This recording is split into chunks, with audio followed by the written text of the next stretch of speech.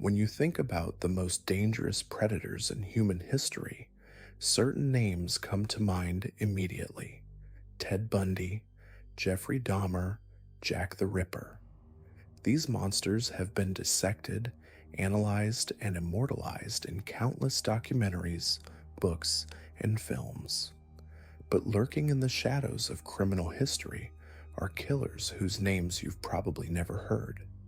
Predators whose crimes were so brutal, so methodical, that they make even the most infamous serial killers look tame by comparison. Tonight, we're diving into the darkest corners of human depravity.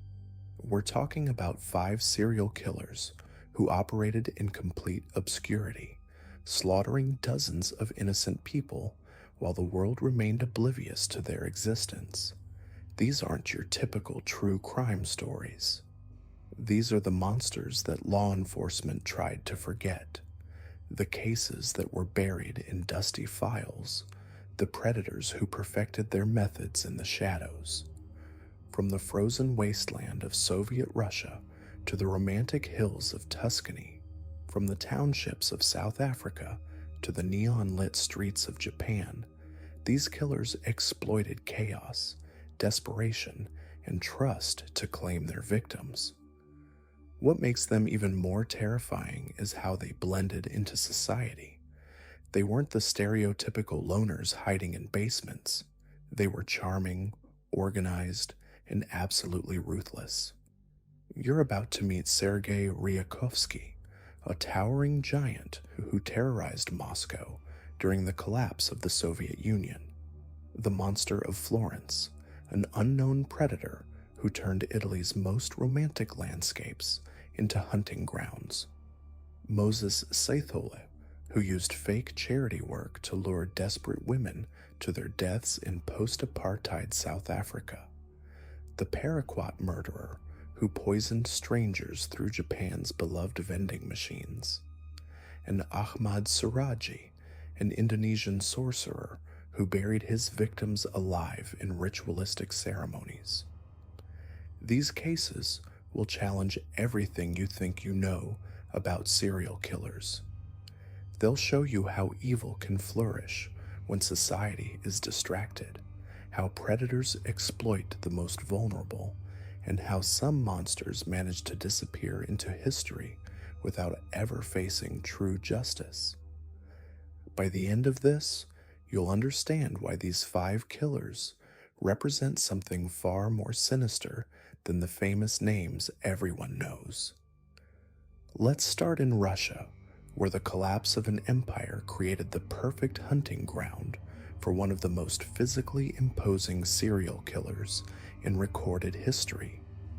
In the final chaotic years of the Soviet Union, as communism crumbled and society teetered on the edge of anarchy, a monster walked the streets of Moscow. His name was Sergei Vasilyevich Ryakovsky, but the Russian press gave him nicknames that reflected his terrifying presence. The Balashikha Ripper, the hippopotamus. Standing 6 feet 6 inches tall and weighing 280 pounds, Ryakovsky was a towering figure of pure malevolence.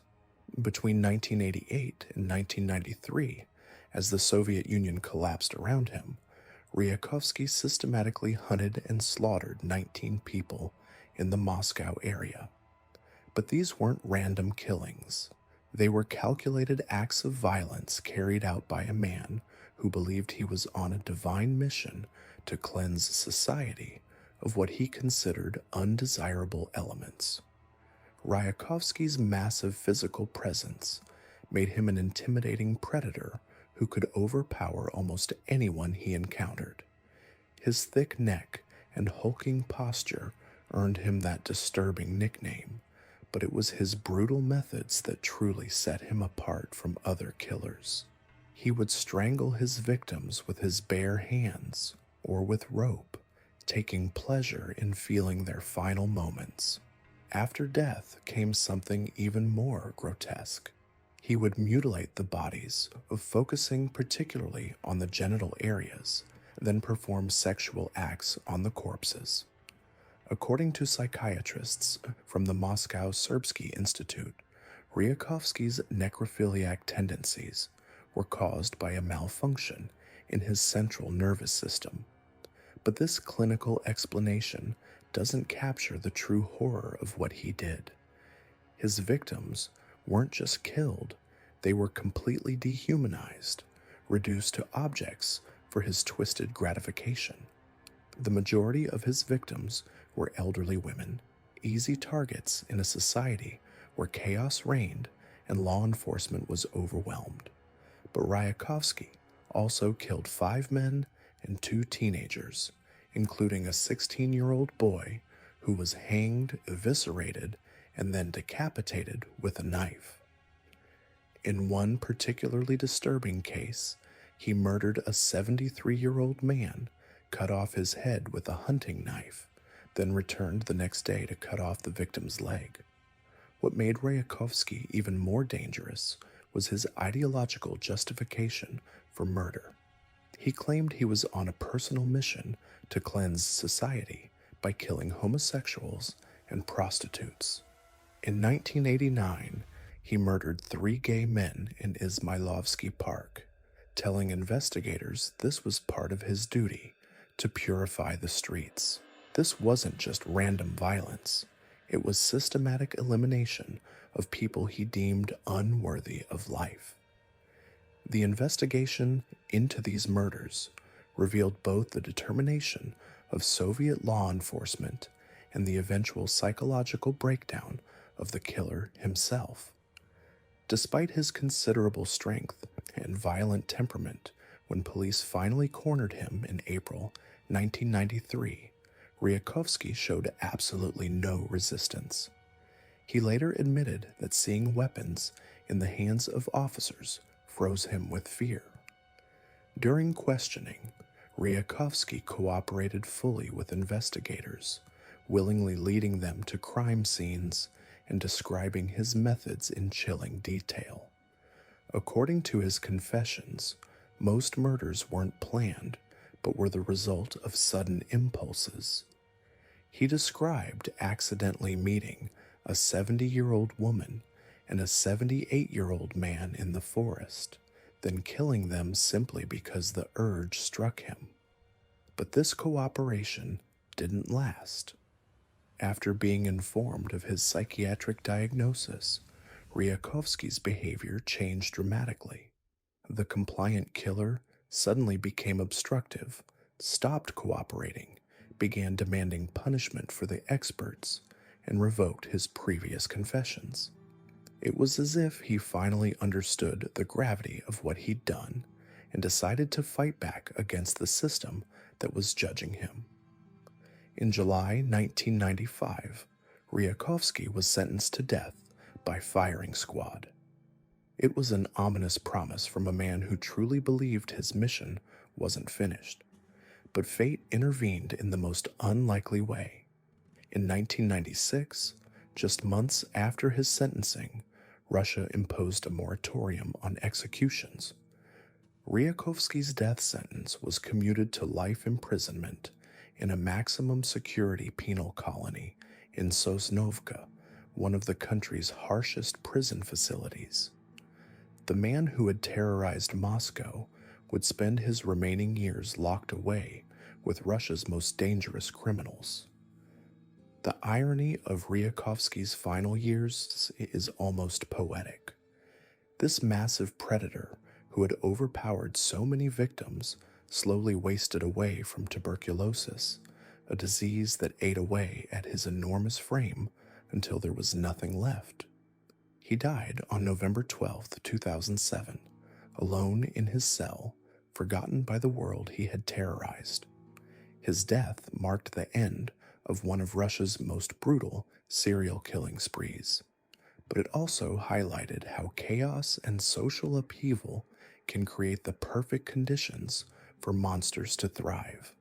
Ryakovsky exploited the collapse of the Soviet system, the overwhelmed law enforcement, and the vulnerability of marginalized populations to carry out his twisted mission. What makes his story even more disturbing is how ordinary he appeared to those around him. Neighbors described him as quiet, unremarkable, someone who blended into the background. They had no idea that behind his calm exterior was a man who saw murder as a sacred duty, who took pleasure in the most depraved acts imaginable, and who genuinely believed he was making the world a better place by eliminating those he deemed unfit to live. Sergei Ryakovsky represents something terrifying about human nature, the capacity for ordinary-looking people to harbor the darkest impulses imaginable. His story serves as a reminder that monsters don't always announce themselves with obvious warning signs. Sometimes they live next door, shop at the same stores, and smile politely when you pass them on the street. Now we turn to the Monster of Florence, a case that haunted Italy for nearly 2 decades and changed how an entire nation thought about intimacy and safety. Between 1968 and 1985, 16 people died in the Tuscan countryside, victims of a predator who turned lovers' lanes into death traps.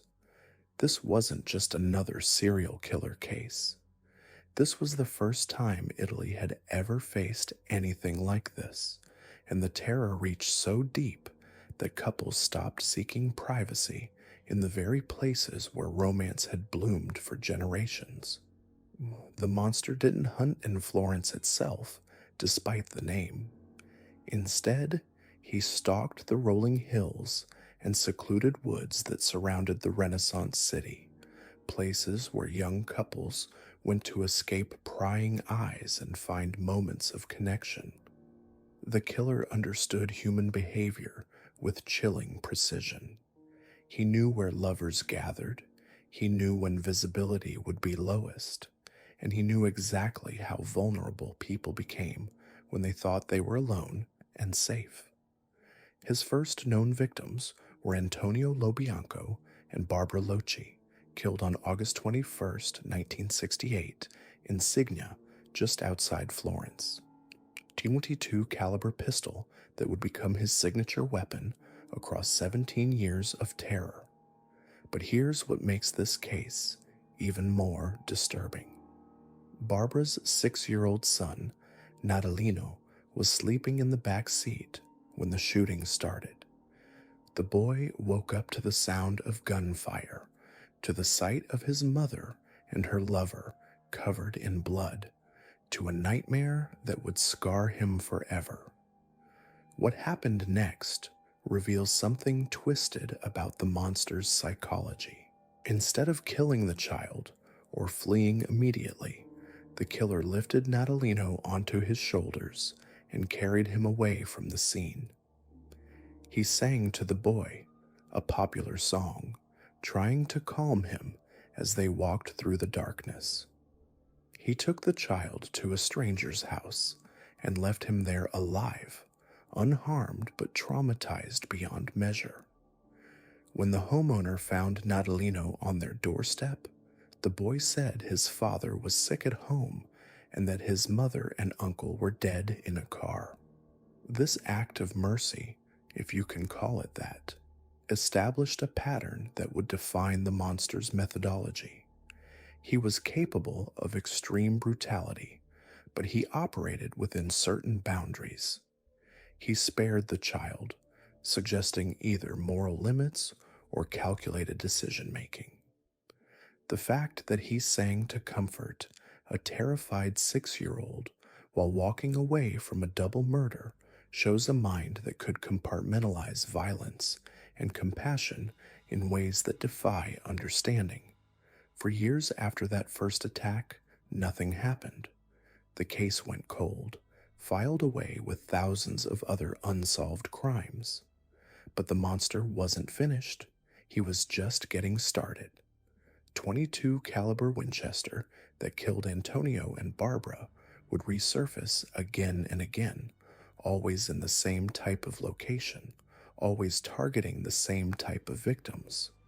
Young couples seeking privacy in isolated areas became the monster's specialty, and he perfected his approach with each new attack. The killer's method was both ritualistic and deeply personal. He would approach cars parked in secluded spots, often during new moon phases when darkness provided maximum cover. 22 caliber pistol allowed him to kill quickly and efficiently, but what he did afterward revealed the true depth of his depravity. 4 of the female victims had their genitals mutilated, cut away with surgical precision using a knife. The most horrific example was 18-year-old Stefania Pettini, who was shot 3 times and then stabbed 97 times around her breasts and pubic area. Her body was violated with a grapevine branch after death. This wasn't random violence. This was something far more calculated and symbolic. The monster was making a statement about intimacy itself, about the vulnerability of human connection. He took the most private moments between lovers and turned them into exhibitions of horror. The genital mutilation wasn't just about sexual sadism, though that was certainly part of it.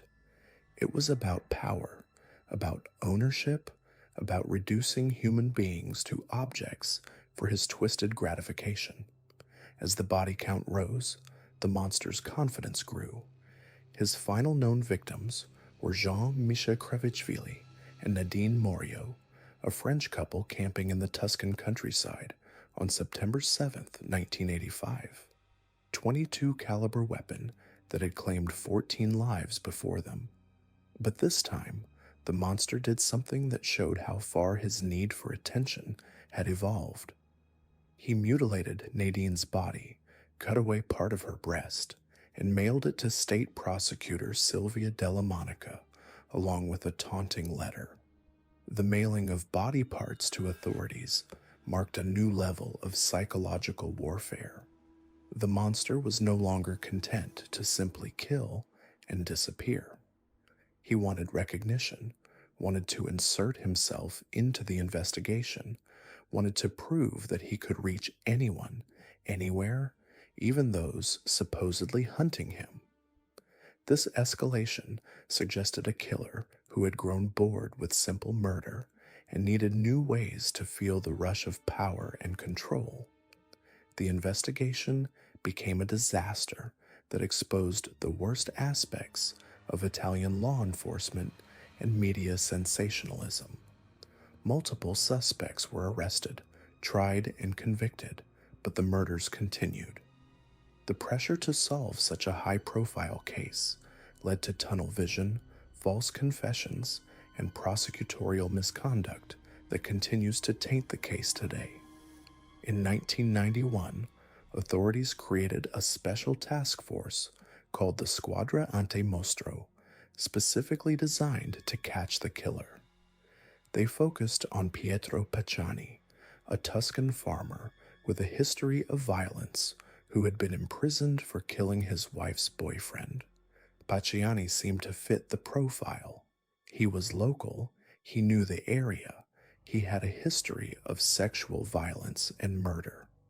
But even after his conviction, questions remained. The evidence was largely circumstantial, the timeline didn't quite work, and some of the murders seemed to require knowledge and skills that Pacciani might not have possessed. In 1998, Pacciani was found dead in his kitchen, his sweater wrapped around his neck and his trousers pulled down to his ankles. The death was ruled natural causes, but the circumstances were suspicious enough to fuel decades of conspiracy theories. The Monster of Florence case became more than just a criminal investigation. It became a cultural phenomenon that changed Italian society in fundamental ways. Couples stopped going to secluded areas, parents became obsessed with their children's safety, and the media coverage created a climate of fear that extended far beyond Tuscany. The case inspired books, movies, documentaries, and endless speculation about secret societies, satanic cults, and government cover-ups. But perhaps the most disturbing aspect of this case is how it remains unsolved despite multiple convictions. 3 different men have been sent to prison for some of the 14 murders, but many killings remain unaccounted for, and the core questions about identity, motive, and methodology have never been definitively answered. The Monster of Florence exposed the limitations of traditional police work when faced with a methodical, intelligent predator who understood how to exploit both human nature and systemic weaknesses. Recent developments have brought new hope for resolution, though experts remain cautious. 22 caliber Winchester bullet was discovered in a cushion belonging to the final victims, Jean-Michel and Nadine. Italian-American Dr. Lorenzo Iovino recently analyzed DNA samples from this bullet and believes he may have found genetic material belonging to the killer. But forensic experts warn that the evidence could be contaminated after decades of handling by investigators, technicians, and crime scene personnel. The DNA discovery represents both the promise and the frustration of modern forensic science. We have tools our predecessors could never have imagined, but we're trying to apply them to evidence collected under completely different standards in a completely different era. Every advance in technology raises new questions about old evidence, and every potential breakthrough must be weighed against the possibility of contamination, degradation, or simple human error. What makes the Monster of Florence so terrifying isn't just the brutality of the crimes or the length of the killing spree. It's the way the case demonstrates how easily an intelligent, organized predator can manipulate not just individual victims, but entire systems designed to stop them. The monster understood psychology, geography, ballistics, and media manipulation. He knew how to choose victims who would be found quickly enough to generate maximum terror, but not so quickly that he couldn't complete his rituals. He knew how to exploit the natural human tendency to seek privacy and intimacy, turning our most fundamental needs against us. The Monster of Florence proved that evil doesn't always announce itself with obvious signs or dramatic gestures. Sometimes it moves quietly through the shadows, studying its prey, learning from each attack, evolving and adapting until it becomes something far more dangerous than a simple killer. It becomes a force that changes how people live, how they love, how they connect with each other. Now let's venture into the dark heart of South Africa during its most turbulent period. The early 1990s brought the end of apartheid, but with that freedom came chaos. Economic desperation, social upheaval, and a crumbling infrastructure created the perfect hunting ground for predators. In this mayhem, one man emerged as perhaps the continent's most prolific serial killer, methodically destroying lives while exploiting the very desperation that transition had created. Moses Scythol was born in November 1964 in Vosloorus, near Boksburg, into a world that seemed designed to break him from the start. His father died when Moses was young, leaving behind 5 children and a mother who simply couldn't cope. Unable to support her family, she made a decision that would haunt Moses for the rest of his life. She took her children to a local police station and abandoned them there like unwanted baggage. The children were shipped off to an orphanage in KwaZulu-Natal, but this wasn't salvation. It was another kind of hell. The institution was a breeding ground for systematic abuse, where violence wasn't just tolerated, it was normalized. For 3 years, teenage Moses endured physical and sexual abuse at the hands of those meant to protect him. The boy who entered that place with some semblance of humanity left as something else entirely. He ran away at 16, seeking refuge with his older brother Patrick, then eventually found work in the brutal Johannesburg gold mines. But the damage was already done. Moses carried his mother's abandonment like a festering wound, and every failed relationship that followed only deepened his hatred toward women. He was sexually aggressive from an early age, but relationships crumbled quickly. Those closest to him began to see something disturbing in his eyes, a coldness that seemed to grow stronger with each passing year. Some of his rape victims would later report that Moses told them about his own traumatic experiences, as if sharing his pain somehow justified inflicting it on others. By 1989, that pain had crystallized into something far more sinister. Sithole was convicted of raping Buyiswa, Doris Swakamisa, and sentenced to 6 years in prison. But the system that had failed him as a child failed South Africa again. He was released in 1993 for good behavior, just as the country was transitioning to democracy. The timing couldn't have been worse. Moses walked free into a nation in chaos, where police resources were stretched thin and missing persons cases often went uninvestigated. What happened next would earn him the nickname the ABC Murderer, because his killing spree began in Atteridgeville, continued in Boksburg, and finished in Cleveland, a suburb of Johannesburg. Between January and April 1995, the bodies of 4 women were discovered, all bearing the same horrific signature. They had been raped, then strangled with their own underwear. But these weren't random attacks. Moses had developed a system, a method so calculated it was almost businesslike.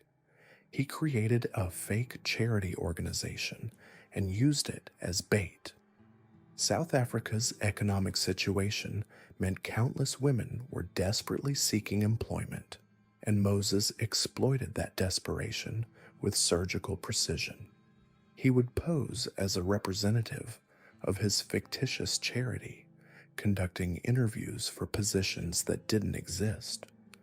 The women would arrive hopeful, dressed in their best clothes, clutching resumes and recommendations. Moses would smile, shake their hands, and tell them the position looked promising, but they needed to visit a remote location to see the charity's work firsthand. Described by those who met him as attractive and charming, Moses had no trouble convincing women to accompany him to isolated fields and abandoned areas. Once there, the mask would drop. He would beat them mercilessly, rape them, then strangle them with their own underwear. The method was both practical and psychological, using their most intimate garments as the instrument of their death, adding a layer of sexual humiliation to the murder. But Moses wasn't content with simple murder. He was escalating, becoming more brutal with each victim. In one particularly horrific case, he attacked not just a woman, but her 2-year-old son, inflicting a head wound on the child and leaving him to die from exposure. The boy survived, but the incident revealed just how far Moses had descended into pure evil. He wasn't just killing women anymore, he was destroying entire families. The body count continued to rise throughout 1995. Moses was methodical, moving between different areas to avoid detection, but he was also becoming bolder. The media began calling him the ABC Murderer, and panic spread through South Africa's townships. Women stopped traveling alone. Job interviews were met with suspicion. The very act of seeking employment had become a potential death sentence. The investigation became one of the largest manhunts in South African history. The pressure was immense. This was a new democracy trying to prove it could protect its citizens, and a serial killer was making a mockery of those efforts. President Nelson Mandela himself visited Boksburg to appeal for public assistance in apprehending the killer. The symbolism was powerful. The father of the new nation was personally involved in hunting down someone who represented everything the old system had created and failed to contain. Desperate for expertise, authorities brought in retired FBI profiler Robert Ressler, the man who had helped catch some of America's most notorious serial killers. Ressler's profile was chillingly accurate.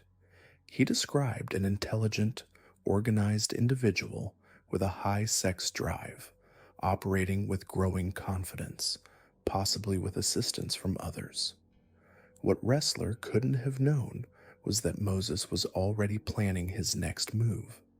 In October 1995, Moses made a decision that would ultimately lead to his capture, but also revealed the depth of his arrogance. He contacted South African journalist Thomson de Beer and identified himself as the wanted murderer. This wasn't a cry for help or a moment of remorse. It was the act of a man who believed he was untouchable, who wanted the world to know exactly who was responsible for the terror gripping the nation. The phone call to De Beer was followed by another to the Star newspaper. Moses seemed to relish the attention, providing details that only the killer could know. But he was also becoming sloppy, perhaps intoxicated by his own notoriety. Police attempted to set up a meeting, but Moses was too paranoid to show. Instead, he continued killing. 3 more bodies were discovered over the next 10 days, forcing police to release his name and photograph to the media. Now that his face was plastered across every newspaper and television screen in South Africa, Moses found himself trapped. He tried to seek help from family members, but undercover police were watching everyone connected to him. On October 18th, 1995, they intercepted him. For a man who had terrorized an entire nation, his capture was almost anticlimactic. When confronted by armed officers, this hulking predator who had overpowered dozens of women simply froze with fear. But Moses wasn't going quietly. As police moved to arrest him, he was shot in the leg and stomach. He was hospitalized, operated on, and transferred to the secure military hospital in Pretoria. It was there, recovering from his wounds, that Moses finally began to confess. What poured out was a catalog of horror that shocked even seasoned investigators. He admitted to 38 murders and 40 rapes, though investigators believed the true numbers were higher. Many of his victims were never identified, their disappearances lost in the chaos of a nation in transition. Moses described his crimes with disturbing clarity, showing investigators where bodies were buried, how he had lured victims, the exact methods he had used to kill them. The trial began in 1996 and lasted more than a year. It took 3 hours just to read the verdict. Such was the scope of his crimes. When it was over, Moses Scythel was found guilty on all charges. The judge stated that he would have had no hesitation in pronouncing a death sentence, but South Africa had declared capital punishment unconstitutional in 1995. Instead, Moses was sentenced to 2,410 years in prison, with no possibility of parole for at least 930 years. He was incarcerated in CMAX, the highest security cell block in South Africa, located at Pretoria Central Prison. There was a cruel irony in his imprisonment. Moses, diagnosed with HIV, received better medical treatment in prison than most law abiding South African citizens could access. The health care that kept him alive behind bars was far superior to what was available to the average person struggling in the townships where he had hunted his victims. Moses Seipel represents something uniquely terrifying in the landscape of serial murder. He wasn't driven by sexual fantasy or psychological compulsion in the traditional sense. He was a product of systematic abandonment and abuse who channeled his pain into a calculated campaign of revenge against an entire gender. His use of fake employment opportunities revealed a predator who understood his society's vulnerabilities and exploited them with business-like efficiency. What makes his case even more chilling is how easily he moved through South African society. During the day, he was charming, well-dressed, articulate. Women trusted him enough to travel to remote locations with him. He understood that desperation makes people vulnerable, and he weaponized that understanding with devastating effect. In a country struggling with unemployment and poverty, the promise of work was irresistible bait. But perhaps the most disturbing aspect of Moses Seithole's story is what it reveals about the systems meant to protect society's most vulnerable members. He was failed as a child by the orphanage system. He was failed by the criminal justice system that released him early. He was failed by the social services that never followed up on his reintegration. And when he finally began killing, he was able to operate for months because his victims were women that society had already marginalized. The ABC murders changed South Africa forever. They exposed the fragility of the new democracy's institutions and highlighted the ongoing vulnerability of women in a society still grappling with massive inequality. Moses Seithole didn't just kill 38 people.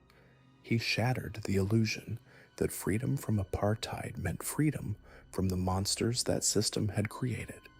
Today, Moses Seithole remains in CMAX, where he will die. His story serves as a brutal reminder that evil doesn't emerge from a vacuum. It's cultivated by neglect, nurtured by abuse, and unleashed when society's safeguards fail. The boy abandoned at a police station became the man who terrorized a nation, and in that transformation lies a warning that echoes far beyond South Africa's borders. The monsters we fear most aren't born evil. Moving from South Africa's post-apartheid chaos to the seemingly peaceful vending machines of 1980s Japan, we encounter a case that redefined random terror. The Paraquat murders weren't the work of a calculating predator hunting specific victims. Instead, they represent something far more chilling: invisible death delivered through the most mundane of interactions. Picture this. You're walking through Tokyo in 1985. The neon lights flicker overhead, the city hums with economic prosperity, and vending machines dot every corner like mechanical sentries. These aren't just convenience fixtures, they're cultural institutions. Japan has more vending machines per capita than anywhere else on Earth, dispensing everything from hot coffee to cold soft drinks. They represent trust, efficiency, the very essence of Japanese society's faith in public spaces and shared civility. Then people started dying. The first victim collapsed on April 30th, 1985, after drinking what he thought was a free bottle of Oranoman C, Japan's popular energy drink. Within hours, his organs began shutting down. His body convulsed as poison coursed through his system, destroying tissue at a cellular level. By the time doctors understood what was happening, it was too late.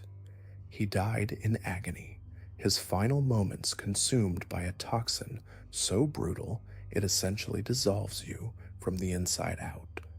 This wasn't an isolated incident.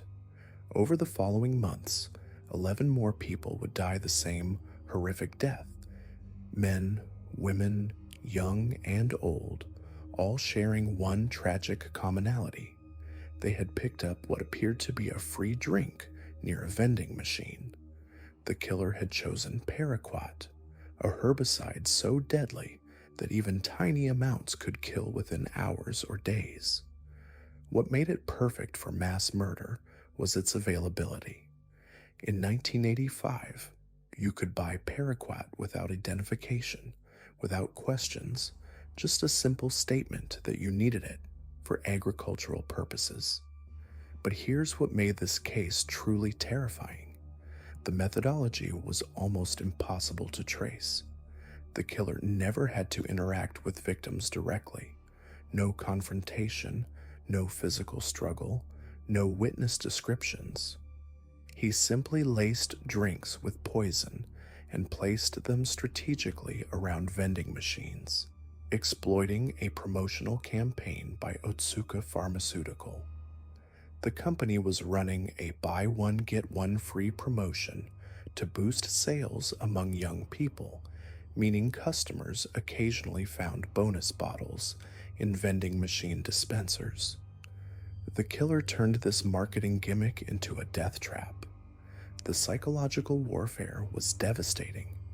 Every free drink became a potential murder weapon. Every act of good fortune, every small joy of finding an unexpected bonus carried the possibility of death. The killer had weaponized generosity itself, turning one of society's small pleasures into a source of paralyzing fear. Parents stopped letting children approach vending machines. Office workers brought their own drinks from home. The entire rhythm of daily life shifted as people avoided the very machines that had once represented convenience and trust. What's most disturbing is how the killer understood human psychology. He knew people couldn't resist a free drink, especially during a legitimate promotional campaign. He studied the patterns, the timing, the exact placement that would make his poisoned offerings appear authentic. This wasn't random violence, it was calculated exploitation of human nature and social systems. The paraquat itself tells us something about the killer's mindset. This isn't a quick death. Paraquat poisoning is excruciating. It causes pulmonary fibrosis, essentially scarring the lungs until breathing becomes impossible. Victims often remain conscious as their bodies slowly shut down, experiencing every moment of their deterioration. The killer chose this particular form of suffering deliberately. He wanted his victims to suffer, and he wanted that suffering to last. The investigation became a nightmare for Japanese authorities. How do you catch someone who never appears at crime scenes? The poisoned drinks were discovered after the fact, usually when someone found a victim collapsed nearby. There were no fingerprints on the bottles, no witnesses to the placement, no pattern to the locations beyond their proximity to vending machines. The killer moved like a ghost through one of the world's most surveilled societies, leaving death in his wake without ever being seen. The randomness was perhaps the most psychologically devastating aspect. Serial killers typically target specific demographics, allowing people outside those groups to feel relatively safe. But the paraquat killer targeted everyone. Age didn't matter, gender didn't matter, occupation didn't matter.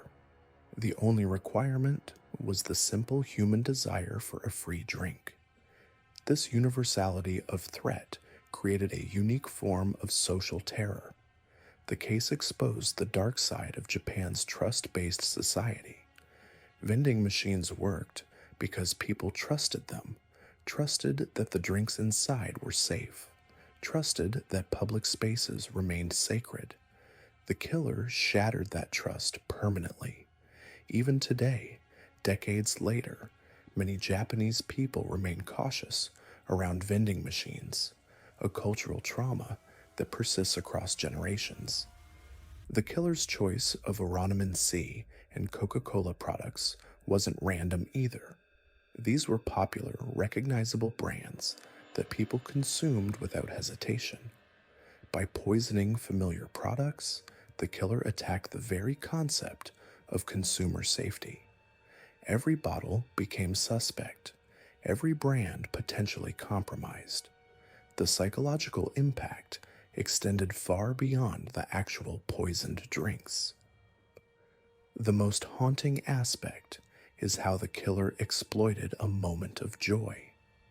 Finding a free drink, especially during a promotional campaign, should have been a small moment of happiness. Instead, the killer transformed these moments into death traps. He perverted the basic human pleasure of unexpected good fortune, turning it into a source of mortal danger. The investigation revealed the killer's intimate knowledge of Japanese consumer behavior. He understood promotional campaigns, peak vending machine usage times, the psychology of free products. This wasn't someone acting on impulse. This was a predator who studied his hunting ground with scientific precision. The methodical nature of the poisonings suggested someone with patience, planning ability, and a deep understanding of how to exploit social systems. Nearly 4 decades later, the Paraquat murders remain unsolved. The killer was never identified, never caught, never brought to justice. 12 people died agonizing deaths, and their families never received closure.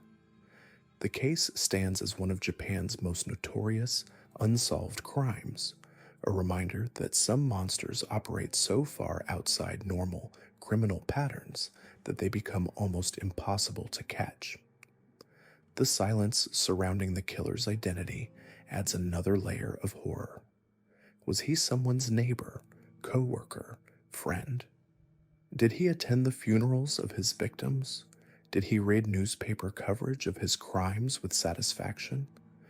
The anonymity means he could have been anyone, anywhere, living a normal life while harboring the capacity for such calculated cruelty.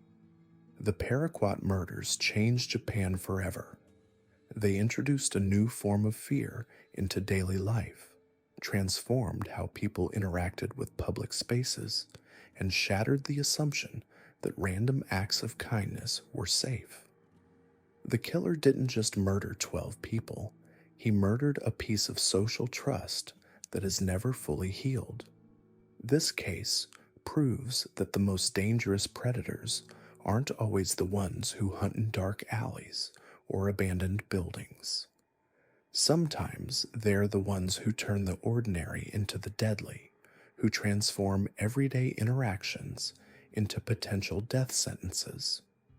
The Paraquat killer understood that the most effective terror comes not from dramatic violence, but from poisoning the simple, trusted moments that make up daily life. The fact that this case remains unsolved after nearly 40 years speaks to both the killer's cunning and the fundamental challenge of investigating crimes that break every established pattern. Traditional detective work relies on connections between killer and victim, on physical evidence, on witness testimony.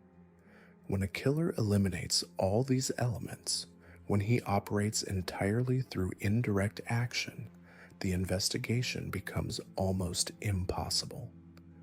Perhaps most chilling of all is the possibility that the Paraquat killer is still alive, still free, still carrying the memory of those 12 deaths and the knowledge that he was never caught.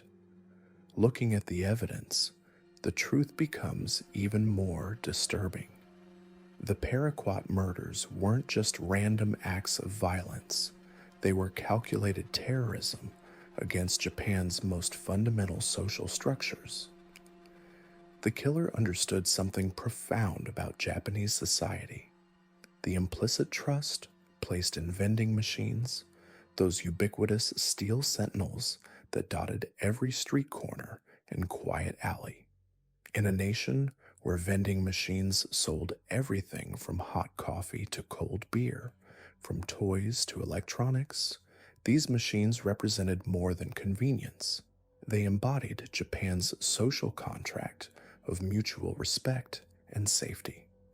The poisoner's methodology revealed a mind that grasped the psychology of human behavior with chilling precision. The buy one, get one free promotion wasn't just an opportunity, it was the perfect psychological trap.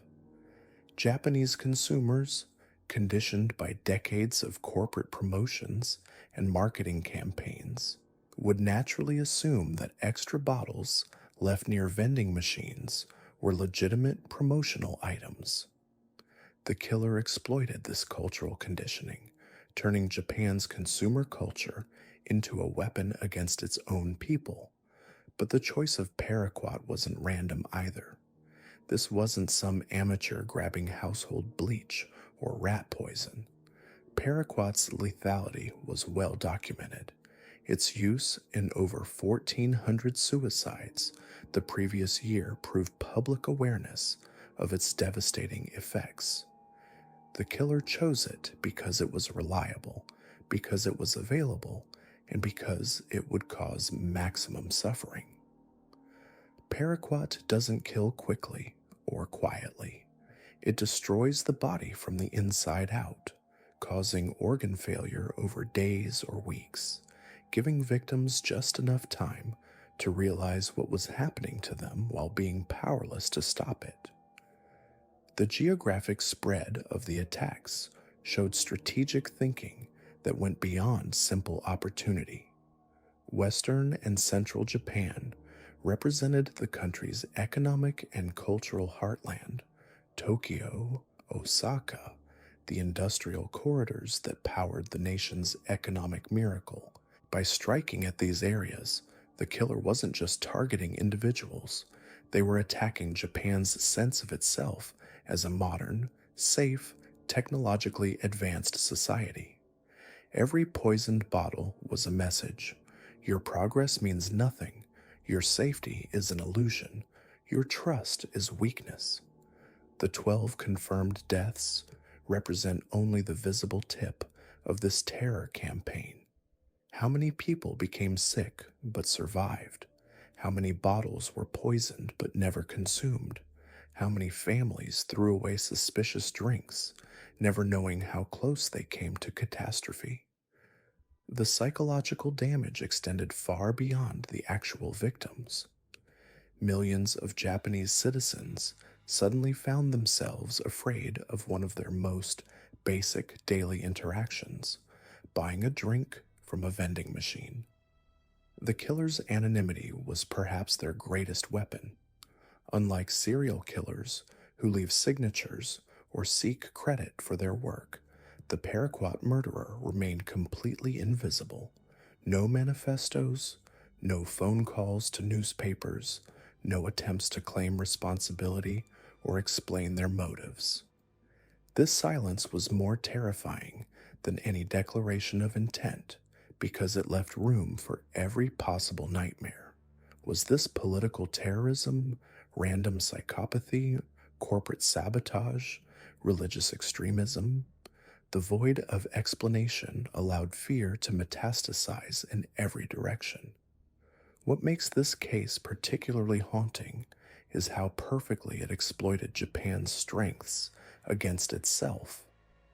The country's remarkable economic growth in the 1980s had created a society built on efficiency, trust, and technological innovation. Vending machines were symbols of this success, automated commerce that worked because people respected the system. The Paraquat murders took this symbol of progress and perverted it into an instrument of death. Every machine became potentially dangerous, every transaction potentially fatal.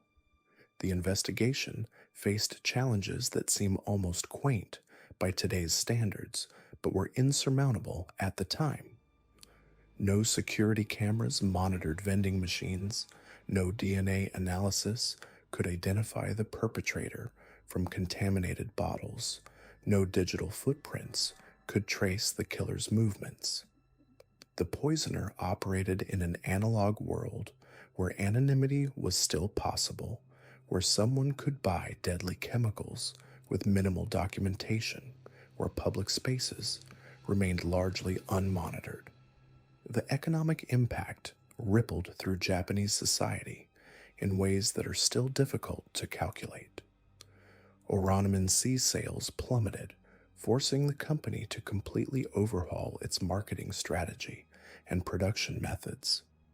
Other beverage companies faced similar challenges as consumers became wary of any drinks sold through vending machines. The vending machine industry itself had to implement new security measures, changing the fundamental economics of automated retail in Japan. Perhaps most tragically, the case remains unsolved nearly 4 decades later.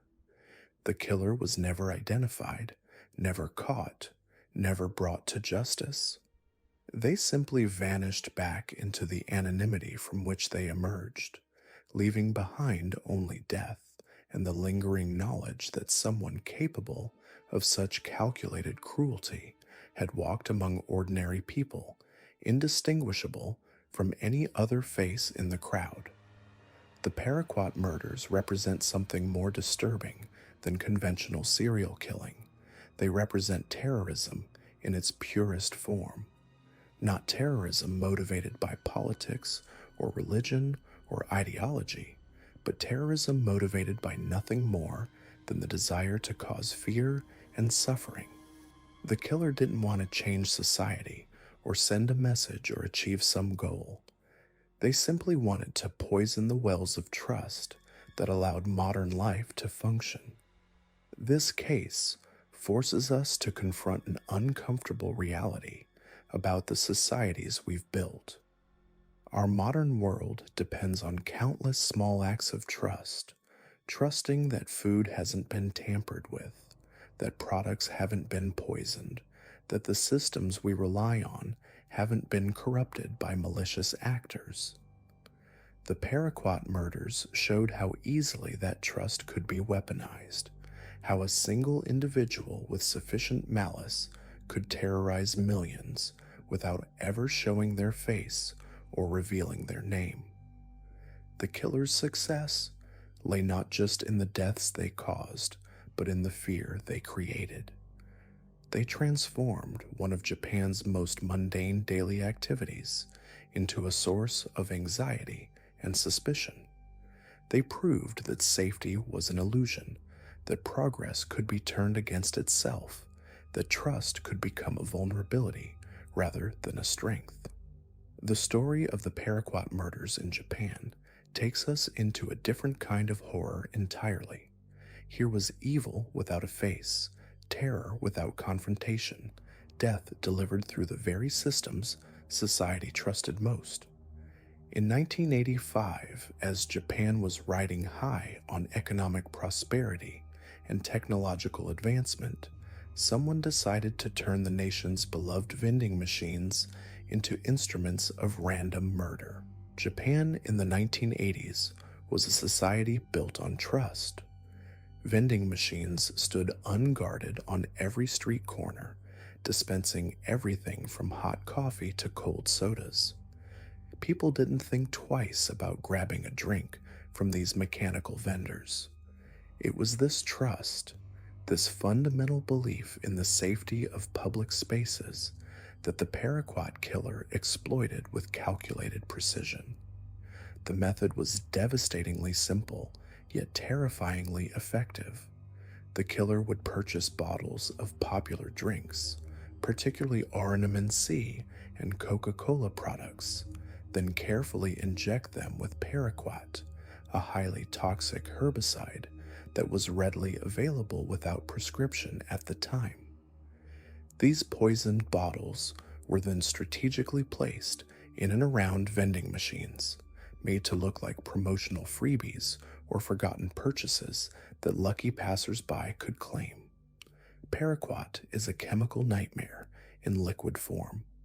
Once consumed, it destroys the human body from the inside out, attacking the lungs, liver, and kidneys with relentless efficiency. Death comes slowly, agonizingly, over the course of days or even weeks. There's no antidote, no way to reverse the damage once the poison enters the bloodstream. The killer knew this. They chose their weapon specifically for its cruelty. The first victim was discovered in April 1985, a man who had simply grabbed what he thought was a free drink near a vending machine in Osaka. He died in excruciating pain 12 days later, his organs systematically shutting down. At first, investigators suspected suicide. Paraquat was commonly used for that purpose in Japan, with over 1,400 people using it to end their lives in 1984 alone. But as more bodies began appearing, the horrifying truth emerged. The killer was methodical, patient, and utterly indiscriminate. They struck across multiple prefectures, targeting no specific demographic. Men and women, young and old, wealthy and poor, all fell victim to the same twisted lottery of death. The poisoner didn't care who died. They simply wanted people to die. What made these murders particularly chilling was their randomness. Unlike other serial killers who selected specific victims or hunting grounds, the Paraquat murderer turned everyday life into a minefield. Every vending machine became suspect, every free drink a potential death sentence. The psychological impact on Japanese society was immediate and profound. People stopped trusting vending machines. Sales plummeted as paranoia spread through the population like wildfire.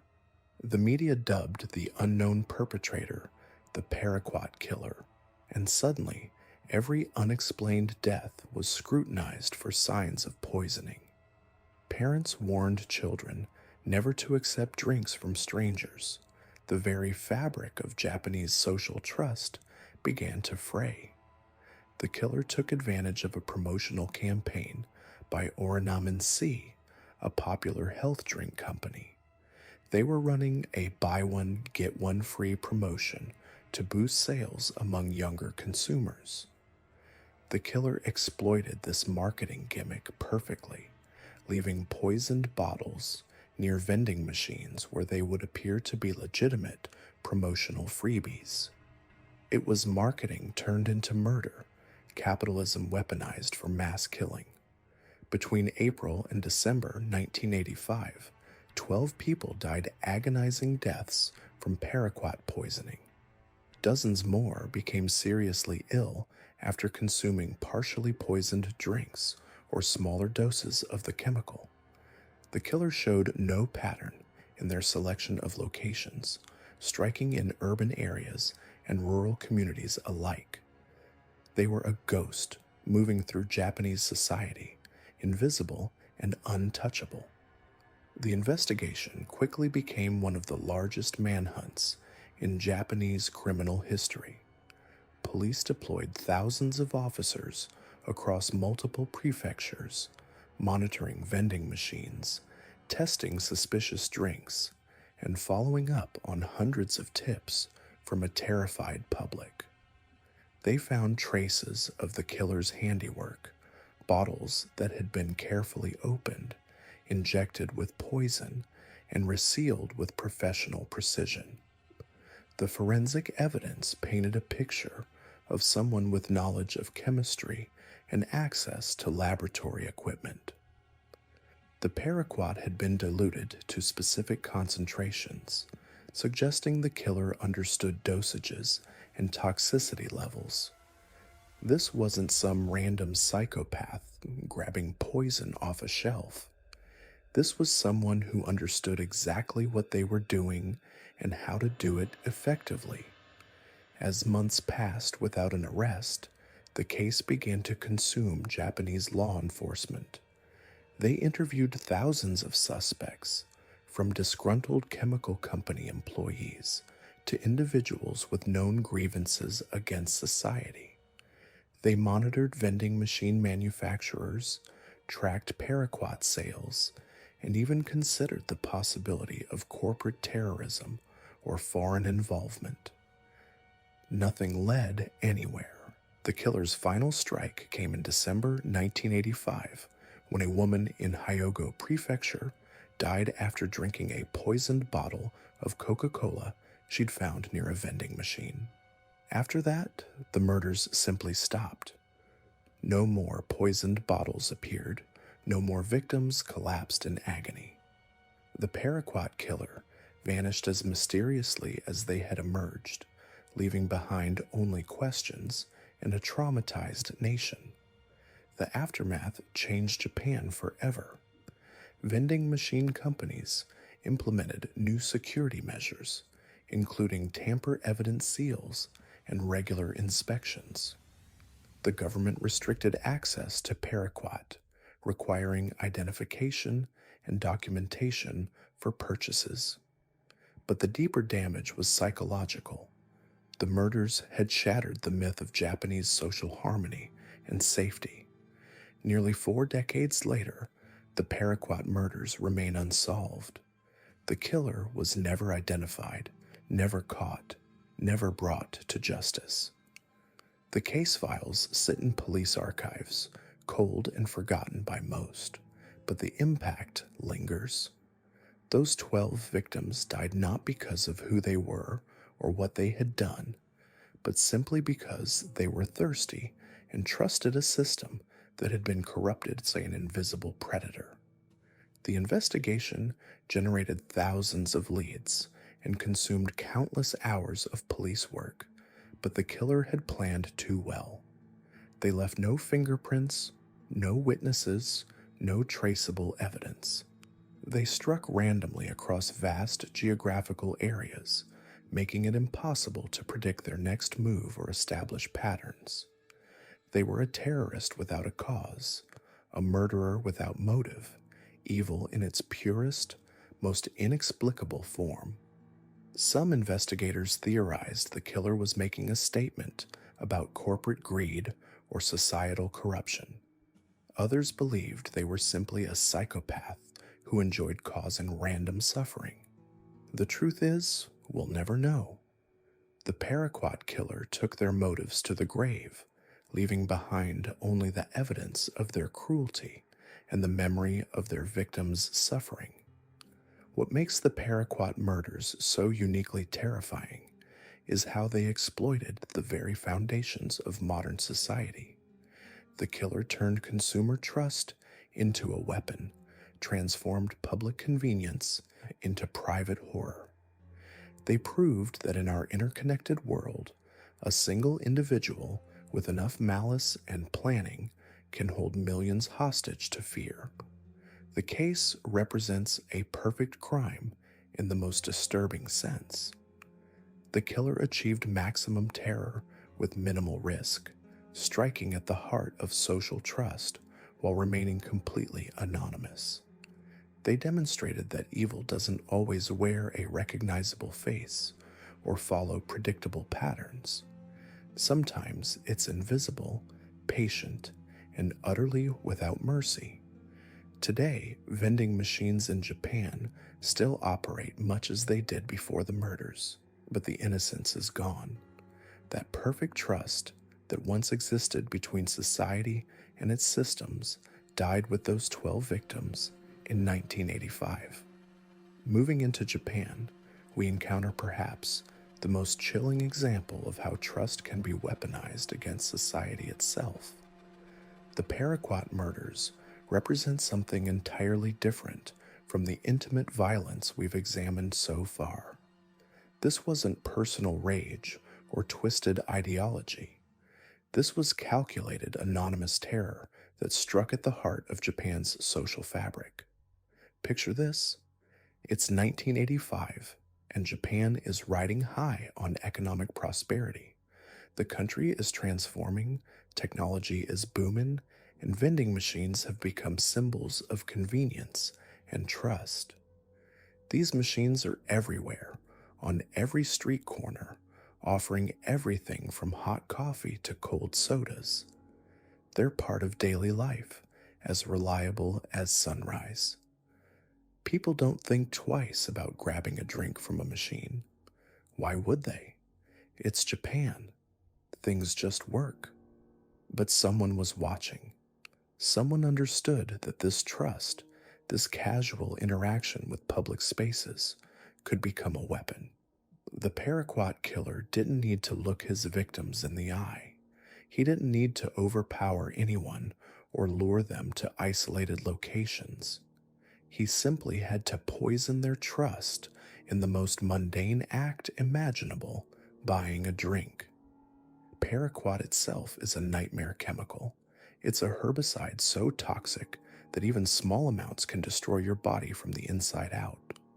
Your lungs fill with fluid, your organs shut down, and death comes slowly over days or hours of agony.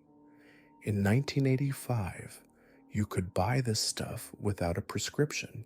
In Japan, no questions asked, just sign a form saying you needed it for farming.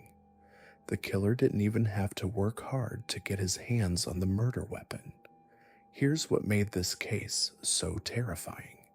The killer exploited a promotion. Oranamin C, a popular health drink, was running a buy one get one free campaign to boost sales among young people. The company was literally giving away free bottles to customers, so the killer simply laced bottles with Paraquat and placed them near vending machines, making it look like someone had gotten lucky with the promotion and left their free bottle behind. Think about the psychology of that for a moment. You're walking past a vending machine, maybe heading to work or meeting friends, and you spot a bottle of Oranamin C just sitting there. Free drink, right? Someone's lucky day became yours. It's the kind of small windfall that makes you smile, makes you feel like the universe is looking out for you. Except the universe wasn't looking out for anyone. Someone was hunting. The first victim was a construction worker. He found what he thought was a free bottle, drank it, and within hours was writhing in agony. His lungs were filling with fluid, his throat was burning, and there was nothing doctors could do. He died slowly, painfully, without understanding why. More bodies followed. A housewife, a student, a businessman. They had nothing in common except trust. Trust in their society, trust in public spaces, trust that a bottle of soda was just a bottle of soda. But here's where it gets even more sinister. The killer wasn't content with just leaving poisoned bottles around vending machines. He was systematic, methodical. He targeted different areas, different types of drinks. Coca-Cola products were also laced with Paraquat. The pattern was clear to investigators, but invisible to the public. Someone was conducting a campaign of terror, turning everyday life into a minefield. The impact on Japanese society was immediate and profound. Think about what happens when you can't trust something as basic as a vending machine. People stopped picking up free bottles. Parents warned their children never to touch anything they found on the street. The simple act of buying a drink became fraught with anxiety. Sales of bottled beverages plummeted. Vending machine companies started installing security cameras, changing their promotions, anything to restore public confidence. 12 people died. 12 people whose only crime was being thirsty, being human, being trusting.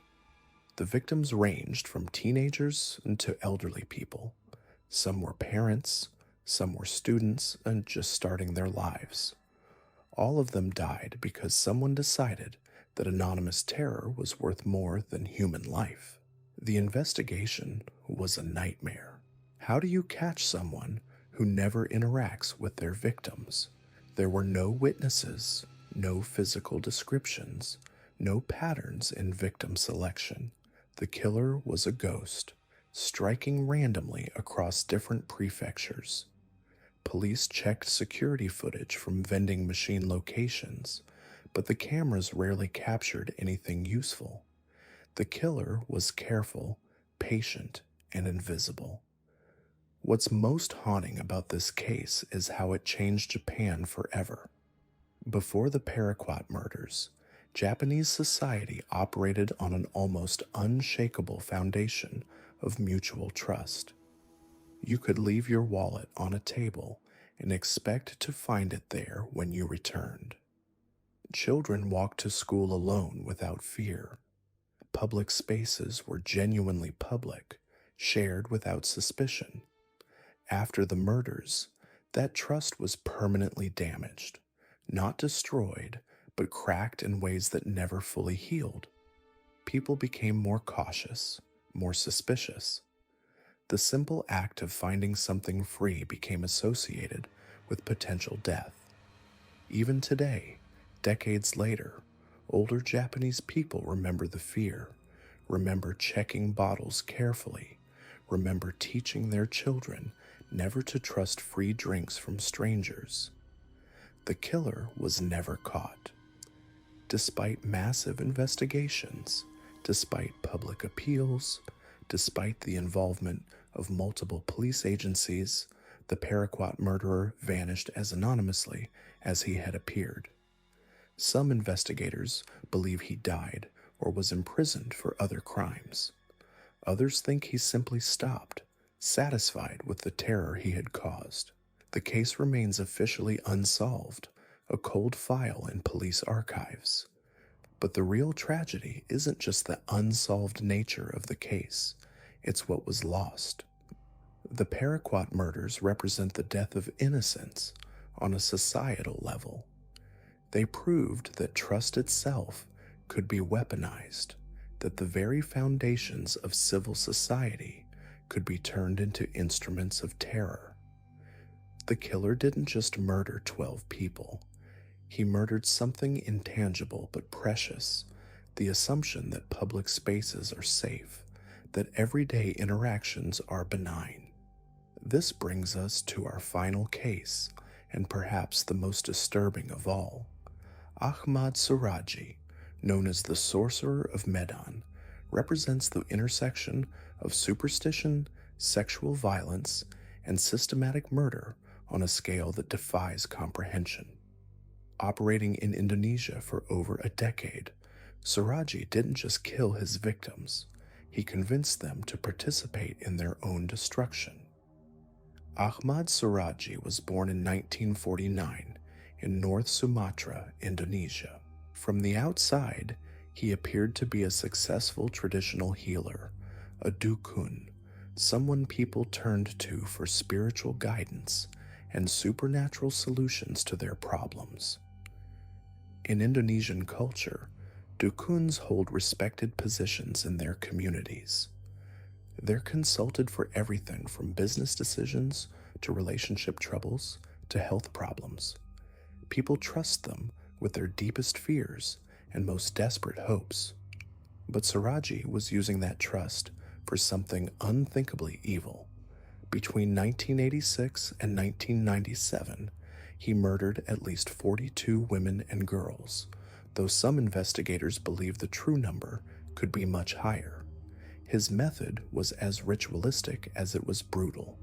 He would convince women that he could solve their problems through magic, but the ritual required them to be buried up to their necks in his backyard while he performed the ceremony. Think about the level of manipulation required for that. These women trusted him so completely that they allowed themselves to be buried alive, believing it was part of a healing ritual. Once they were helpless, heads protruding from the earth like some nightmarish garden, Suraji would strangle them with electric cable, but the murder was just the beginning. Suraji believed that by killing these women in this specific way, facing his house, he could absorb their spiritual power and become more potent as a sorcerer. He left their bodies buried in his yard, arranged in neat rows like crops. When police finally excavated his property, they found a human cemetery, dozens of skeletons arranged with mathematical precision.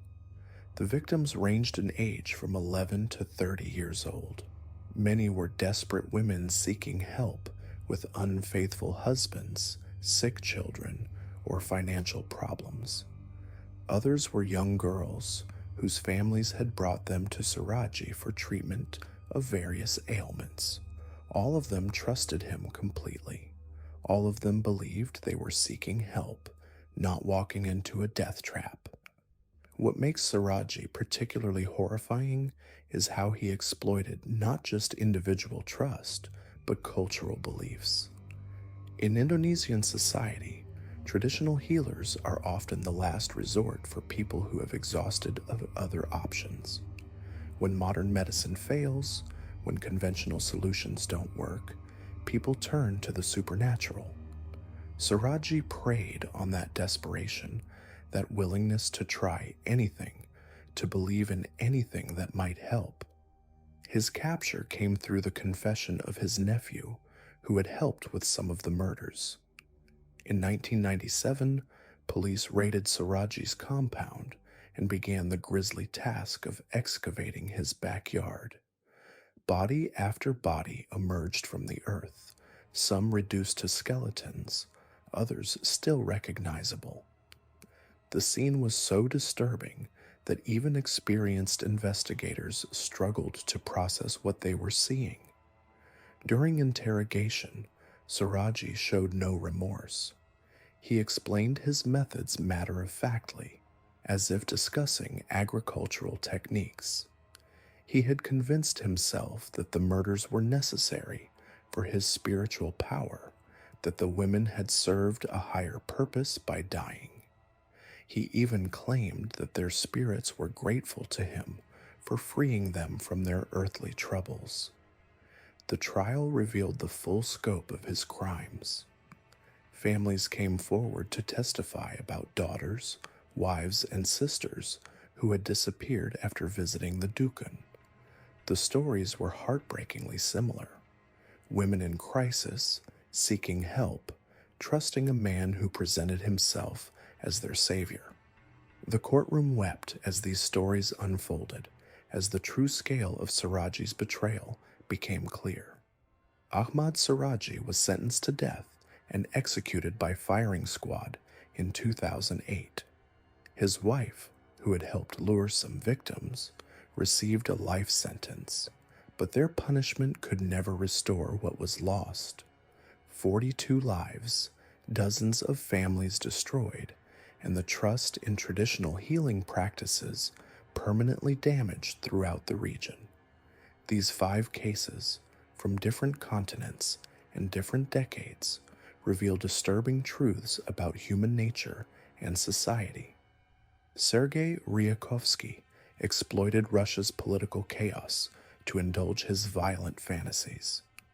The Monster of Florence turned Italy's romantic landscapes into hunting grounds. Moses Sithole used South Africa's economic desperation as cover for systematic violence. The Paraquat killer weaponized Japan's social trust. Ahmad Suraji corrupted Indonesia's spiritual traditions. What connects them all is their ability to recognize and exploit the vulnerabilities in their societies. They didn't just commit murder. They identified the cracks in the social fabric and widened them until they became wounds that never fully healed. They understood that trust, desperation, tradition, and social chaos could all be turned into tools of destruction. Perhaps most disturbing of all, these men operated for years without detection. They blended into their communities, maintained facades of normalcy, and convinced those around them that they were harmless. The monster doesn't always announce itself with fanfare and obvious warning signs. Sometimes it wears a familiar face, speaks in a trusted voice, and strikes when we're most vulnerable. The legacy of these killers extends far beyond their immediate victims. They changed entire societies, altered the way people interact with strangers, modified cultural practices, and created lasting scars in the collective memory of their communities. They proved that evil doesn't require grand gestures or obvious motives. Moving from the streets of apartheid-era South Africa to the bustling commercial districts of 1980s Japan, we encounter a chilling reminder that evil doesn't always wear a familiar face. Sometimes it hides behind the most mundane, trusted systems of everyday life. The Paraquat Murders of 1985 transformed Japan's beloved vending machines from symbols of convenience into instruments of terror, proving that killers don't always need to look their victims in the eye to destroy them. Japan in the mid-1980s was a nation built on trust. Vending machines dotted every street corner, offering everything from hot coffee to cold sodas, operating on the simple principle that people would pay for what they took. These machines weren't just commercial fixtures, they were cultural artifacts representing Japan's unique social contract. In a country where lost wallets were routinely returned with cash intact, where children walked to school alone without fear, the idea that someone would poison drinks and place them near vending machines was almost incomprehensible. Yet that's exactly what happened, and the killer exploited this trust in the most calculated way possible. The poison of choice was paraquat, a herbicide so toxic it could kill within hours. What made this chemical particularly sinister was its accessibility. In 1985, paraquat was readily available throughout Japan for agricultural use. You could walk into any farming supply store and purchase it with minimal questions asked. The killer understood this availability and weaponized it against an unsuspecting public. The fact that over 1,400 people had used paraquat for suicide in Japan just the year before demonstrated both its lethality and the public's awareness of its deadly properties. This wasn't some exotic poison requiring specialized knowledge. It was a common chemical that anyone could obtain, and someone did. The methodology was as simple as it was terrifying. The killer would purchase bottles of popular drinks, carefully inject them with paraquat, then place them in and around vending machines to make them appear as promotional freebies. At the time, Otsuka Pharmaceutical was running a buy one get one free promotion for their energy drink Orinamin C, which was particularly popular among middle-aged men. The killer exploited this promotion perfectly, leaving poisoned bottles where thirsty customers would find them and assume they were getting a lucky bonus. But Orinamin C wasn't the only target. Coca-Cola products were also laced with the deadly chemical, showing that the killer wasn't brand-specific, but rather opportunity-driven. The randomness of the attacks created unprecedented fear throughout Japanese society. Unlike serial killers who targeted specific demographics or locations, the Paraquat murderer struck without pattern or preference. Anyone could be a victim simply by being thirsty and accepting what appeared to be a free drink. This indiscriminate violence was particularly shocking in Japan, where random crime was relatively rare. The killer's methods required no face to face contact, no physical strength, no special skills beyond basic knowledge of how to inject liquid into a bottle. It was murder by proxy, death delivered through the very systems people trusted most. The investigation revealed both the killer's cunning and the limitations of law enforcement in dealing with such crimes. There were no witnesses to the poisonings, no security cameras capturing the placement of the bottles, no forensic evidence linking the crimes to any individual. The killer moved like a ghost through Japan's urban landscape, leaving death in his wake while remaining completely invisible to authorities. Police found themselves chasing shadows, trying to protect millions of vending machines across the country while having no idea who they were looking for or when the next attack might come. The psychological impact on Japanese society was profound and lasting. The Paraquat murders fundamentally changed how people interacted with public spaces. The simple act of accepting a free drink became fraught with danger.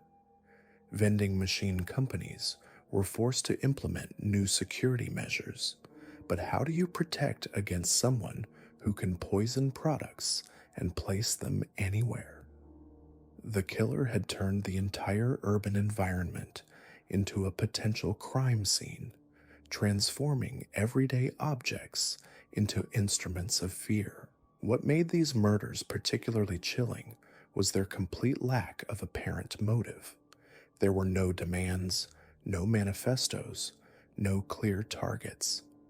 The killer seemed driven by pure malice, a desire to cause random suffering for no reason beyond the ability to do so.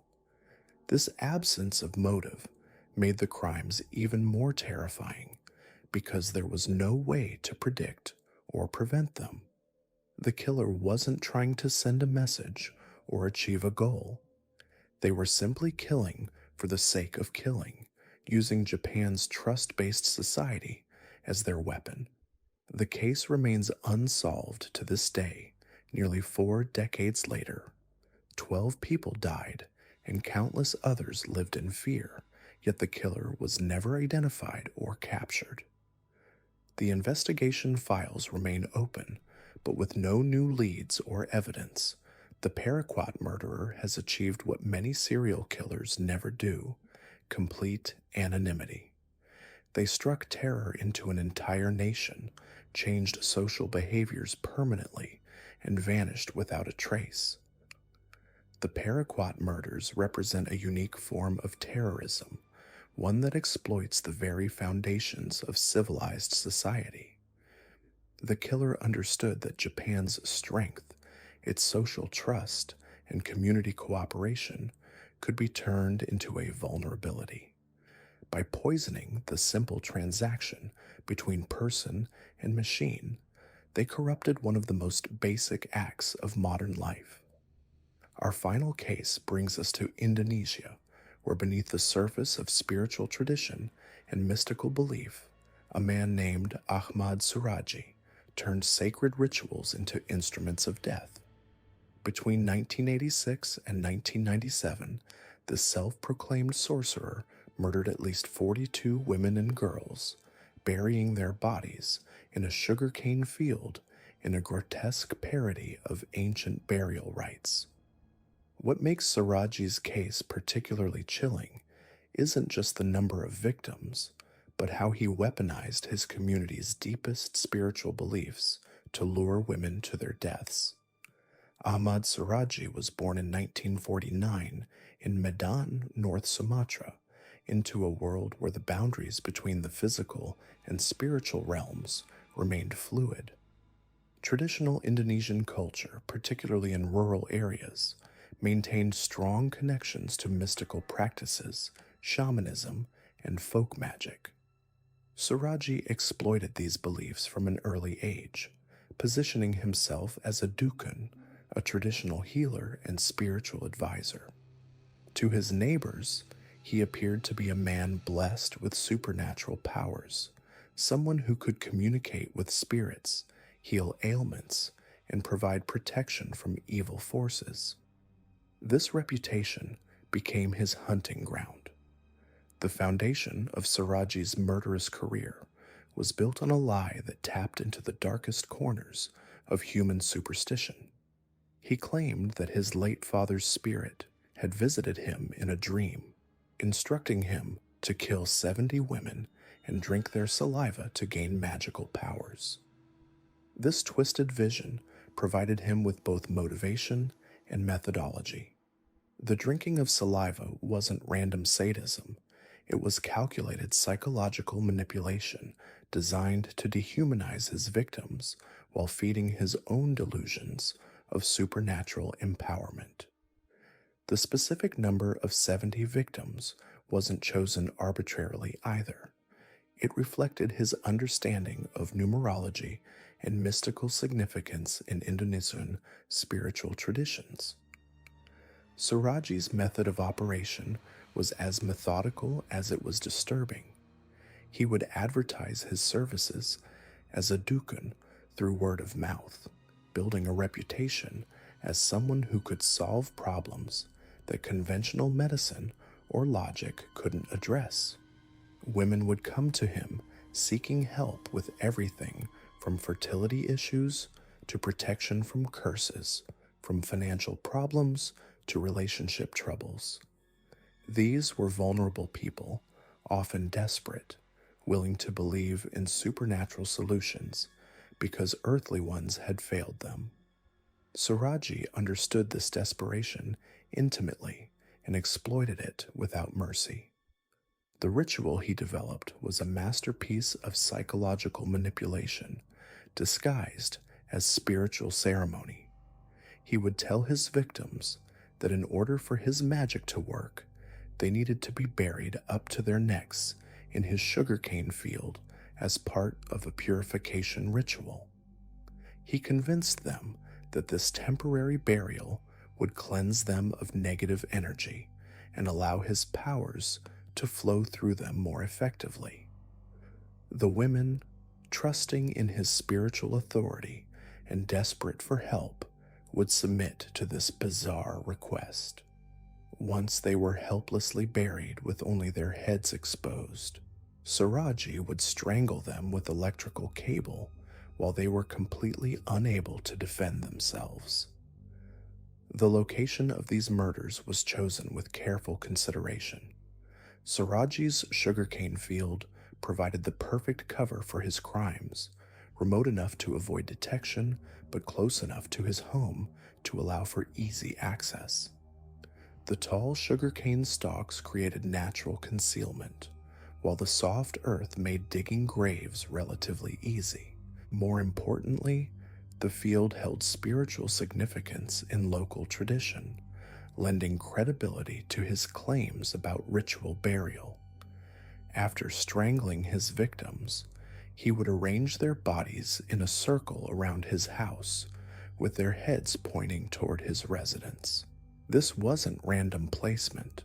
It was part of his twisted belief system that positioned him at the center of a spiritual vortex powered by the life force of his victims. The psychological profile of Siraji reveals a man who genuinely believed in his own supernatural powers, while simultaneously being calculating enough to manipulate others' beliefs for his own gratification. He wasn't simply a con artist who stumbled into murder. He was a predator who used spiritual authority as his primary weapon. His victims ranged in age from 11 to 30, representing a cross-section of Indonesian society, from poor villagers to middle-class city dwellers. What they all shared was a willingness to believe that supernatural intervention could solve their problems, a belief that Siraji turned into a death sentence. The investigation into Siraji's crimes began almost by accident. In April 1997, local police were investigating reports of illegal electricity theft when they discovered the first bodies buried in his sugarcane field. What they initially thought might be a single murder quickly escalated into one of Indonesia's most horrific serial killer cases. As investigators continued excavating the field, they uncovered body after body, all arranged in the same ritualistic pattern, all showing signs of strangulation. The sheer scale of the killing field shocked even experienced homicide detectives. When confronted with the evidence, Siraji showed no remorse and readily confessed to the murders. In fact, he seemed proud of his actions, explaining them as necessary steps in his spiritual journey toward ultimate power. He described the murders in clinical detail, explaining his ritual methodology and his belief that each death brought him closer to supernatural omnipotence. His confession revealed a man completely disconnected from normal human empathy, someone who viewed other people as nothing more than spiritual fuel for his own advancement. The trial of Ahmad Siraji became a media sensation throughout Indonesia and Southeast Asia. The combination of serial murder, occult practices, and spiritual manipulation created a perfect storm of public fascination and revulsion. During the proceedings, Siraji maintained his belief in his supernatural powers, occasionally claiming that he could curse the court officials or that his spiritual protectors would free him from prison. These outbursts only reinforced the prosecution's argument that he was a dangerous predator who used religious manipulation to commit heinous crimes. The legal proceedings also revealed the broader social context that allowed Siraji to operate for over a decade without detection. Many of his victims' families had never reported them missing, either because they believed the women had simply moved away or because they trusted that Siraji's spiritual intervention would eventually bring them home safely. The cultural respect for traditional healers created a protective bubble around Siraji that law enforcement was reluctant to penetrate. Additionally, the rural setting and the transient nature of some victims meant that disappearances didn't immediately trigger widespread alarm. In 1998, Ahmad Siraji was convicted of multiple counts of premeditated murder and sentenced to death by firing squad. The judge noted the particularly heinous nature of the crimes, emphasizing how Siraji had violated the sacred trust between spiritual advisor and believer. The death sentence was carried out on July 10, 2008, more than a decade after his conviction, following multiple appeals and legal delays. Even facing execution, Siraji maintained his belief in his supernatural powers, claiming that death would only transform him into a more powerful spiritual entity. The case of Ahmad Siraji represents something uniquely disturbing in the annals of serial murder, the exploitation of genuine spiritual need for predatory purposes. Unlike killers who operate in the shadows, Siraji committed his crimes in plain sight, protected by his victims' faith and his community's respect for traditional spiritual practices. His story illustrates how cultural beliefs, no matter how deeply held or historically significant, can be weaponized by those who understand how to manipulate trust and desperation. What makes these 5 cases so particularly chilling isn't just their brutality or their scale, but how each killer exploited the fundamental structures that hold society together. They turned safety into danger, trust into betrayal, and hope into horror. They operated not despite social systems, but because of them, using the very mechanisms designed to protect and serve as instruments of death and terror. Ahmad Siraji stands as perhaps the most chilling example of how deeply rooted cultural beliefs can become weapons of terror. Known as the Indonesian Black Magic Killer, Siraji exploited his community's faith and mysticism to commit some of the most ritualistic murders in criminal history. Between 1986 and 1997, this cattle breeder turned self-proclaimed witch doctor murdered at least 42 women and girls, burying them in sugarcane fields around his home in a grotesque ritual he believed would grant him supernatural power. What makes Siraji's case so deeply disturbing isn't just the number of victims or the brutality of his methods, but how seamlessly he wove his murderous desires into the spiritual fabric of his community. In rural Indonesia, traditional healers and mystics hold respected positions, offering services that blend ancient beliefs with promises of prosperity, love, and protection from evil.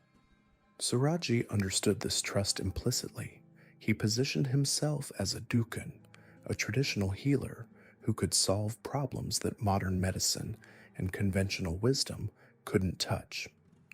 Women came to him seeking love potions, fertility treatments, and protection spells. They left their homes willingly, telling family members they were visiting a healer. They never returned. Suraji's methodology was as calculated as it was horrifying. He would convince his victims that the ritual required them to be buried up to their necks in soil while he performed the ceremony. Once they were helplessly trapped, he would strangle them with electrical cable, positioning himself so that their faces pointed toward his house as they died. This wasn't random brutality. It was systematic ritual murder based on his twisted interpretation of black magic practices. He believed that by killing exactly 70 women in this specific manner, with their faces turned toward his home as their souls departed, he would gain immense supernatural power that would make him invulnerable and wealthy. The bodies were left buried in the sugarcane fields surrounding his property, creating a literal graveyard that he tended like crops. Some victims remained undiscovered for years, their families believing they had simply disappeared or run away. The rural setting provided perfect cover, isolated locations, sparse population, and a community that trusted traditional healers implicitly. Suraji's wife, Tumini, not only knew about the murders, but actively participated, helping to lure victims and dispose of evidence. This wasn't a secret she discovered and feared to report. She was a willing accomplice who shared his delusions about gaining mystical power through systematic murder. The investigation that finally brought Suraji to justice began almost by accident. In 1997, a local man searching for his missing daughter-in-law, Ida Bagus Kedut Astawa, refused to accept that she had simply vanished. His persistent inquiries led police to question Suraji, who initially maintained his innocence. But when authorities searched his property, they uncovered a horror that stunned even seasoned investigators. Body after body emerged from the sugarcane fields, all positioned with their faces pointing toward Suraji's house, all strangled with electrical cable, all women who had trusted him with their lives and hopes. Under interrogation, Suraji showed no remorse, instead explaining his actions as necessary steps toward achieving supernatural power. He described the murders in clinical detail, explaining how he had perfected his method over the years and how each death brought him closer to his goal of 70 victims. He had reached 42 when he was caught, meaning 28 more women might have died if his capture had been delayed. The systematic nature of his killings, combined with his genuine belief in their mystical purpose, created a case that defied easy categorization. This wasn't a crime of passion or mental breakdown. It was methodical ritual murder carried out over more than a decade. The trial revealed the full scope of Siraji's manipulation and the tragic vulnerability of his victims. Many were young women from poor families seeking help with relationships or fertility issues. Others were desperate mothers hoping for protection spells for their children. All had placed their trust in someone they believed could help them, only to become sacrifices in his grotesque quest for power. The community was devastated not just by the murders, but by the violations of sacred trust between healer and patient, between spiritual guide and seeker.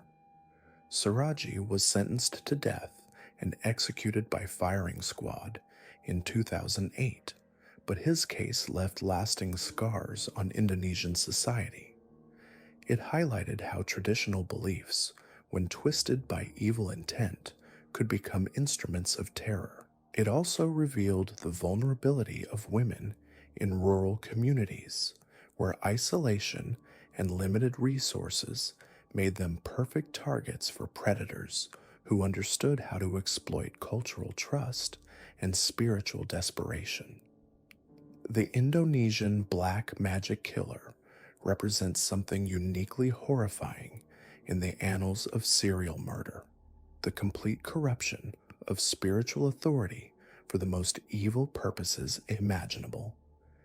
While other killers on this list exploited social chaos, technological trust, or institutional failures, Siraji weaponized faith itself. He turned the most sacred relationship in his community, that between healer and patient, into a death trap, proving that monsters don't always lurk in shadows or abandoned buildings. Sometimes they sit in positions of trust, wearing the masks of wisdom and spiritual authority, waiting for the desperate and hopeful to seek their help. These 5 cases, Ryakovsky's brutal rampage through post-Soviet chaos, the Monster of Florence's decades-long reign of terror, Seitholi's exploitation of post-apartheid desperation, the Paraquat Murders' faceless campaign of random death, and Siraji's corruption of spiritual trust, reveal a disturbing truth about human evil. Monsters don't announce themselves. They don't wear signs or carry warnings. They exist within our systems, our communities, our most trusted institutions. They exploit our vulnerabilities, our trust, our basic human needs for safety, connection, and hope.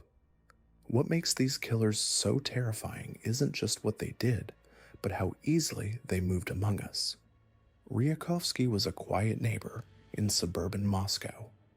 The Monster of Florence could have been anyone in the Tuscan countryside. Seithol was a charming man offering employment opportunities.